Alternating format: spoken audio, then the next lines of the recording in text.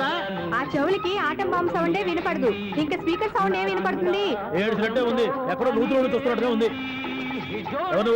Current bill sir. చెత్త కోసం వచ్చావా? కాదు సార్, కరెంట్ బిల్లు. మరి చెత్త కోసం వస్తే డైరెక్ట్ గా లోపలికి వచ్చేస్తామంటే బయట నుంచి కానీ. ఉంటా, స్పీకర్ కట్టండి సార్. ఓ సౌండ్ పెంచమంటావా? సౌండ్ లేదా నీ దుప్పటగా మొత్తం పెట్టేసా. తగ్గించమంటావా? మరి ఆ మాట చెప్పచ్చుగా, మొహమాట పడతావే. ఏమే చెత్త బాగా వచ్చాడు, ఆ ఇంట్లో చెత్త పోతాం, వాడు మొహాన్ని కొట్టు పోతాడు. చెత్త కాదు sir, current bill. Current bill. Current bill. ఓ కరెంటు బిల్లా? మరి ఆ మాట చెప్పక నీలో నువ్వు కొడుకుంటావే. నీతో పోదాగా వాడుకున్నప్పుడు మరి కరెంటు బిల్లు కట్టద్దు, సిగ్గుపెట్టాట. సిగ్గానా తలకాయ, గొంతు పోయేటట్టు అరుస్తున్నాను సార్. అంతంత సౌండ్ పెడితే కంట బీర్లు బద్దలైపోతాయి. వీడు మొహం మన 2 కార్ల బయలు ఎప్పుడు బద్దలైపోయినాయి. ఆ సంగతి వీడికి తెలియదు. అయినా అదే సౌండ్ అండి బాబు. ఈ ఫ్లాట్స్ మొత్తానికి అది ఒకటే టేప్ కట్టరా? మేము పాత పాటలు అట్టాగే వింటాం బాబు. ఏంటి అట్టాగా? 2 నిమిషాలు వింటే నా చెవులు ఎంటర్ అన్ని రాలిపోయి.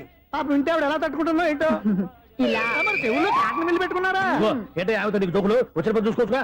అదే చేస్తాం కదా. ఇదిగో కరెంట్ బిల్. మెయింటెనెన్స్ బిల్లు కూడా ఇవ్వు. అది మీకు ఎందుకండి? ఈ ప్లాట్ల మొత్తానికి నేనే సెక్రటరీని.